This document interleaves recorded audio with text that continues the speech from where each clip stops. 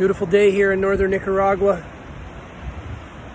Some fun little longboard peelers out there, but we got some work we're doing. We're doing some paint work on my door and some other stuff every day.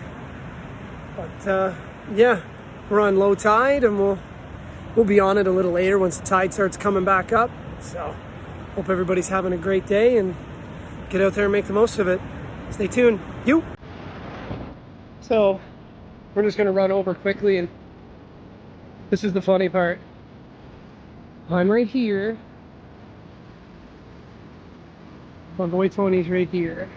This is like back when you're a kid and you're gonna go to your neighbor's house and get him out to play. It's Saturday morning. Oh, but now this is every morning. Hey, little crab. Like his dad's been down raking. Yeah. Let's go see what Tony's doing.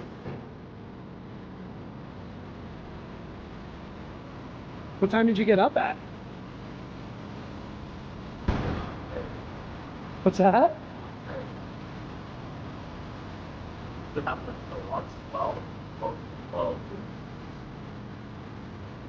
Weird. It looks small or high. Over. A little well.